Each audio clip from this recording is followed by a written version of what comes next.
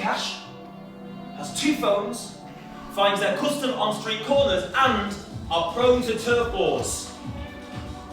Drug dealers, prostitutes, you beat me to it, and tour guides. It was a few tours later, and I thought they were just another couple in love. I'll not use their real names, let's call them Man 1 and Man 2. What brings you to Manchester? Oh, well, local actually. Yeah, done these tours before in other cities. Never thought to do one on our own. After the tour, Josh, come for a coffee with us. Thanks for the coffee, by the way. What is it you two do? Oh, we're tax inspectors for HMRC. Oh, right. What kind of things do you inspect? Oh, fish and chip shops, barbers, anywhere that works for cash, really. Anything that conversation felt a bit like the time at Morecambe. I'd only just started the tours. I'd not thought like carefully about them. They were just something to earn beer money on a hangover. Oh, no. Oh, don't worry, Josh. We want you to run a tour for us. It's a charity weekend. Yeah, the Manchester Rubber Men. We're a group of guys that get together once a year and, well, wear rubber. I didn't run a tour for them anyway. The fact they were tax inspectors sealed the deal.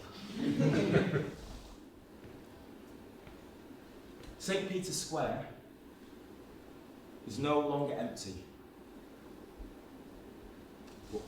Filling up like I've never seen it before.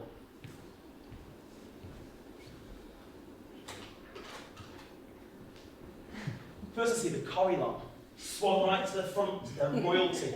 Look a bit pissed off actually that Alex Ferguson's Manchester United are cheering at the top of the open top bus.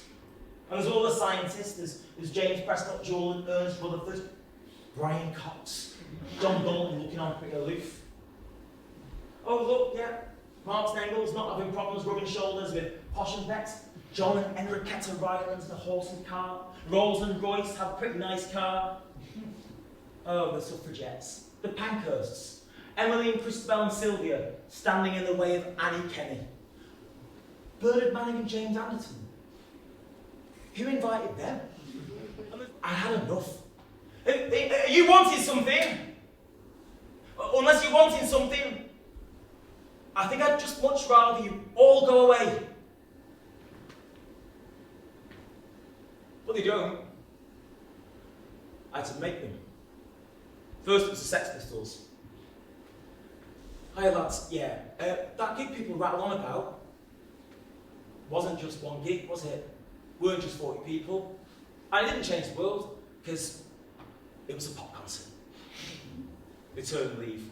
Oh, hi, Emily, yeah, over here. Yeah, that statue of you, it's got nothing to do with you. It's really just to give Manchester the allure of being radical, despite the fact it's in front of a fucking KPMG office. Maybe relevant, given you did go on to become a crackpot conservative second coming Christian. Not mentioned often that, is it? Oh, Royce, yeah. You didn't really meet inside the Midland Hotel. Just because there's a plaque there, doesn't make it so. Why do we keep repeating that? Oh, Mr. Anonymous IR Grade Man, yeah. That postbox, it isn't the one that survived the bomb. You know that as well as I do. Also, you weren't responsible for all the regeneration stuff. All the converted flats and Canal Street, Bridgewater Hall, Commonwealth Games. It was all already underway. It was a bomb. People were scared, lost their businesses, got injured. Marx and Engels, yeah, you wrote the Communist Manifesto mostly in London, not Manchester. Ernest Rutherford, you'd already worked out how to split the atom in Cambridge, not here. Bob Dylan, you'd already gone electric at the Newport Folk Festival. Bernard Manning, fuck off! I've learned nothing else the last 6 years. It's the stories of weapons. Guided missiles used to build continents, build relationships, build cities. But in an instant they crumble. And when they crumble, there's little rubble left behind.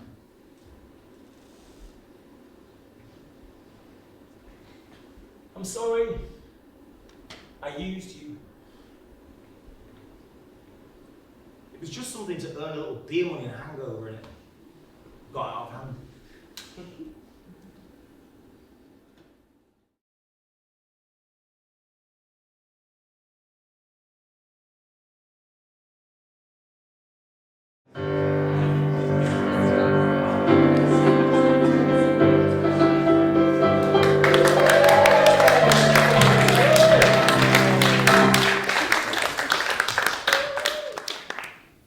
Omis und Polones. Omi Polones, Polone, Omis. Antique HPs, Chavies, Beancos, Duchesses, Dykes, Chickens, Mariannes, Renters, Remolds und Naffs. Bona de Vada Dolly.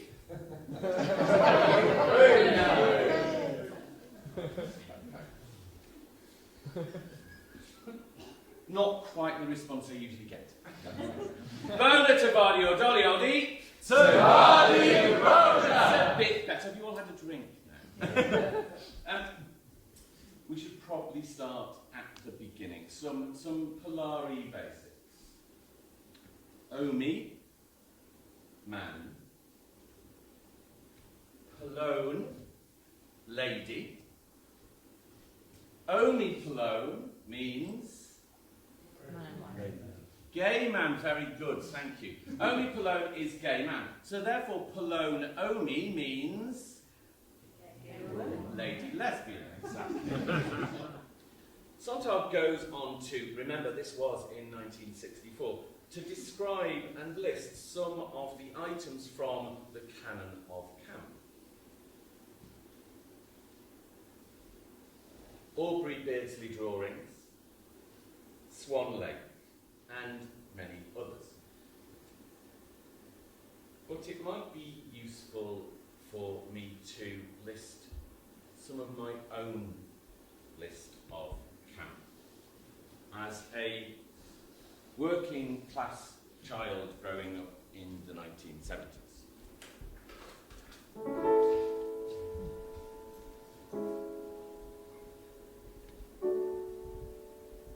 That little fawn jacket I've got. Vesta curry for tea and jelly for pudding. Avon scent bottles as ornaments. A pot shire horse in the window with a pot cat climbing into an oversized brandy glass with a little mouse in the bottom. My sister's platform clogs with the signs of the zodiac stamped around the leather front. Jean, who had one milky lens in her glasses. Going to meet your mum from the hairdresser's just before her hair was finished, and loving the smells and the steam and the big sit-under dryers and the chiffon headscarves.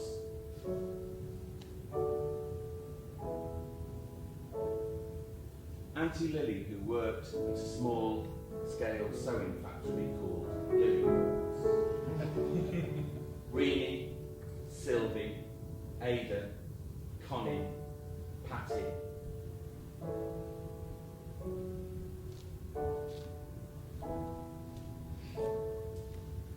Well, camp isn't always fun. Isn't always a laugh. Isn't always... When you are that little camp boy who, at the age of 6 or 7, has this growing realization that something is not quite right. Something is definitely odd, peculiar, different. And gradually you start to realize what that different might just be. Whatever you discover, you know full well that one thing you cannot do under any circumstances is talk to anybody about it. No one must know. Maybe they already know. How would they know? Does it show? What shows? Honestly, it's exhausting. It's exhausting just trying to disguise something before you even know what it is you're trying to disguise. But why does our history matter? This history matter? This tiny, seemingly insignificant little bit of camp human endeavour, why does it deserve to be spoken about, written about, recorded? For a long time, our voices have gone unheard, and it is now important that they are recorded and preserved. Meanwhile, in Manchester, a small bar called the Rockingham.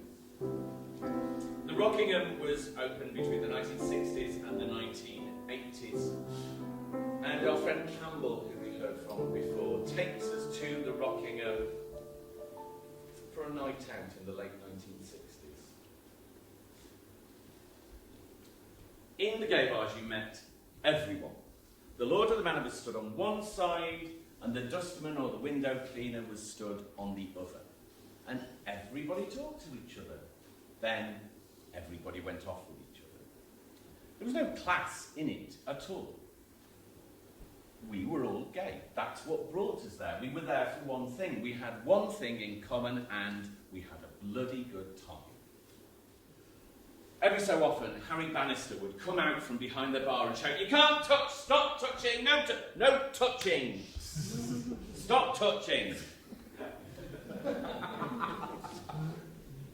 Then, it got to the part of the night where somebody said, "This is your last dance of the evening." And they put a record on the jukebox, because that's what it was. This is your last dance of the evening, and this is your last chance of the evening. And then we could dance together, and we could touch, and we could hold one another.